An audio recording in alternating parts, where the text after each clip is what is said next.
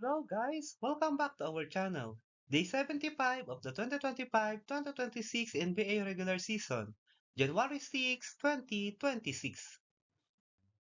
The Detroit Pistons beat the New York Knicks 121-90.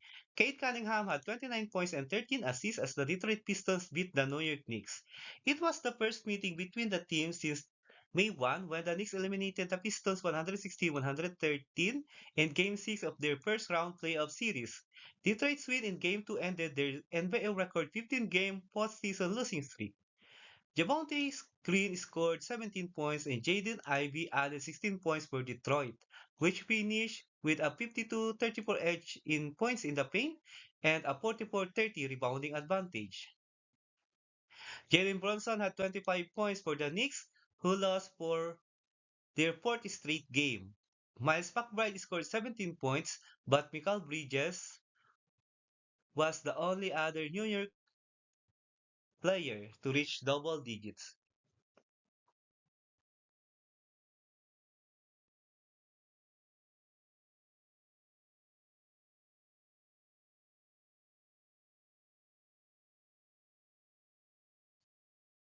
The Boston Celtics cruised past the Chicago Bulls 115-111.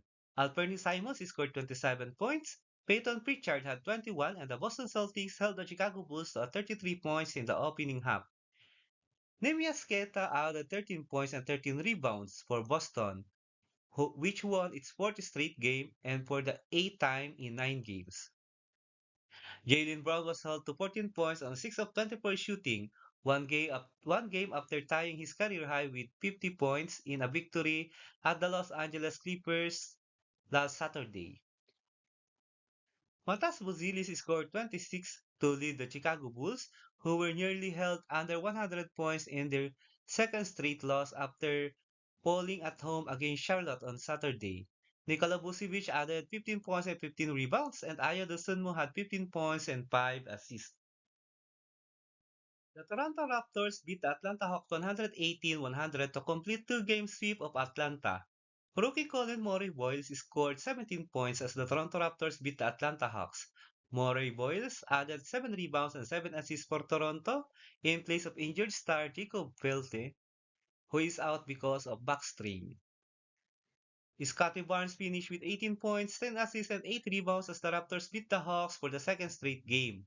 Brandon Ingram had 19 points and 10 rebounds as 7 Toronto players reached in double figures. Jalen Johnson had 13 points and 14 rebounds, and Onyeka Okongwu finished with 17 points and 12 rebounds for Atlanta. Kristaps Porzingis returns to the Hawks lineup after missing the second game of a back-to-back, scoring 9 points in 20 minutes off the bench. Durant's three-pointer in final seconds gives Rockets 197 win over the Phoenix Suns.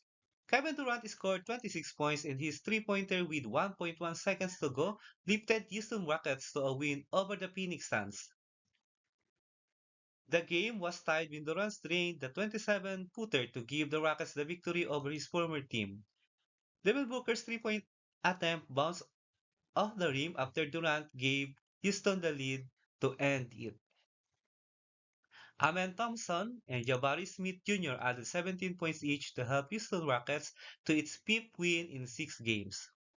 Booker scored 27 points and Brooks and O'Neal had 15 apiece for the Suns, whose two-game winning streak ended. NBA leading Thunder humbled in a 124-97 home loss to struggling Charlotte Hornets.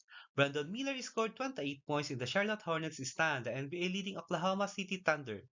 Con Noppel added 23 points for the Hornets, who had lost 3 of 4 before handing Oklahoma City its worst loss of the season.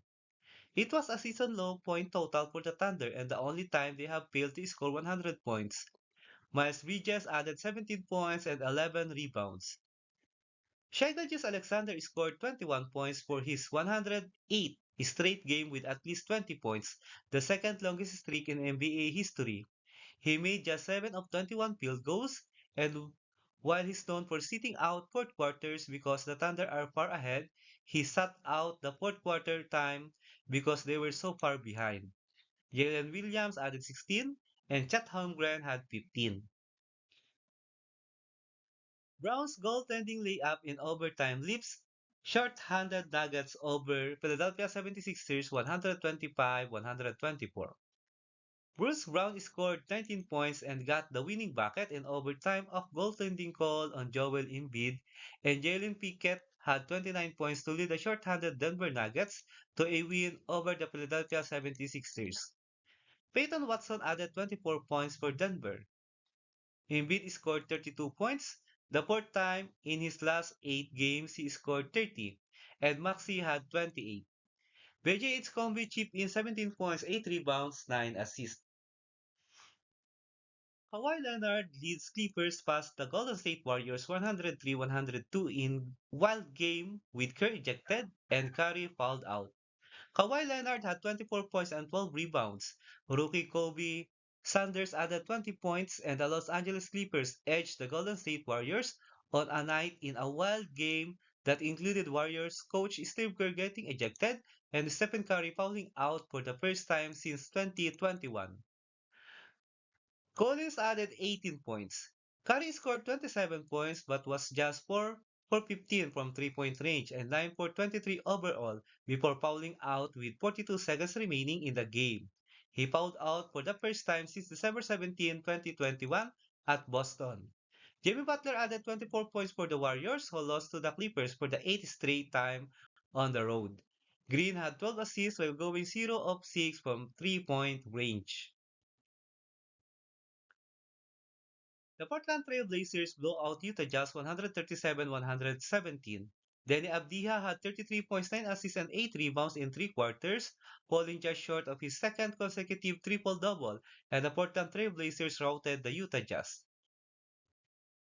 Shaedon Sharpe scored 29 for the Trailblazers, who have won 3 straight games in 5 of 6. Donovan Klingan pulled down 17 rebounds to go with 12 points. Portland shot 53% from the floor, including 19 for 43 from three-point distance, and missed only one of its 21 free throws.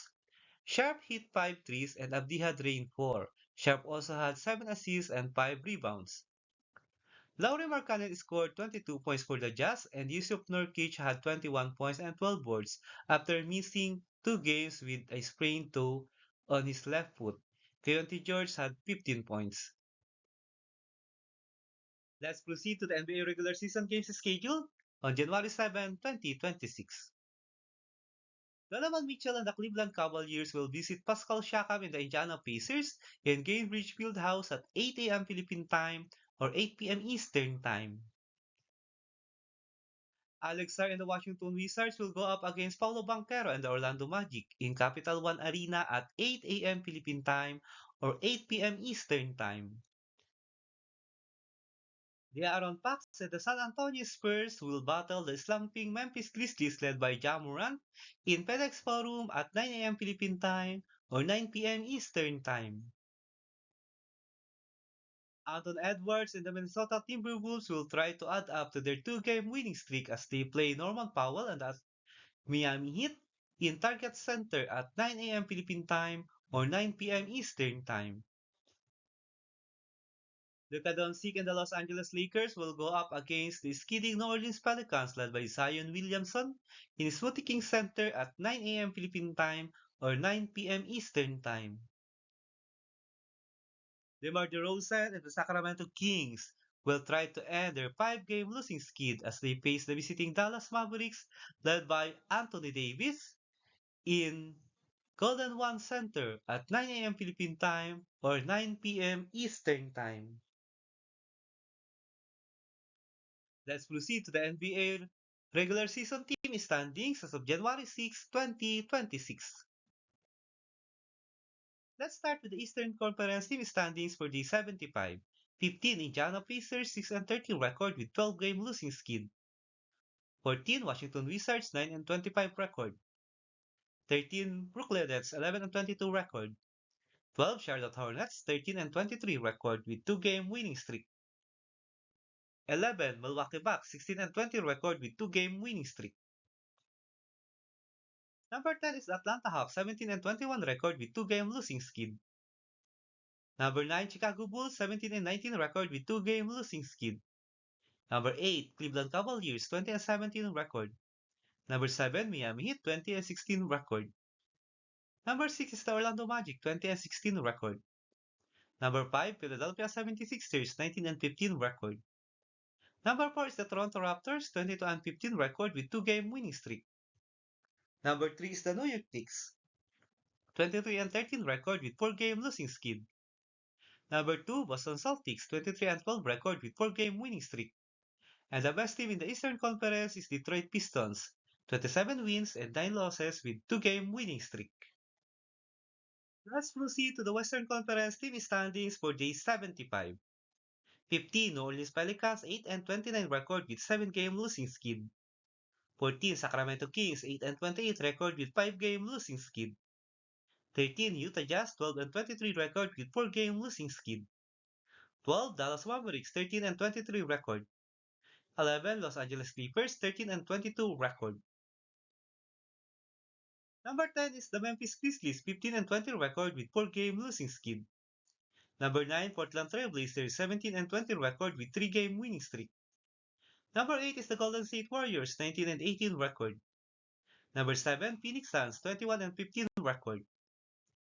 Number 6 is the Minnesota Timberwolves 23 and 13 record with 2-game winning streak. Number 5, Los Angeles Lakers 22 and 11 record with 2-game winning streak. Number 4 is the Houston Rockets 22 and 11 record. Number 3, Denver Nuggets 24 and 12 record. Number 2 is the San Antonio Spurs 25 and 10 record. And the best team in the Western Conference is the Oklahoma City Thunder, 30 wins and 7 losses, with 2-game losing skid.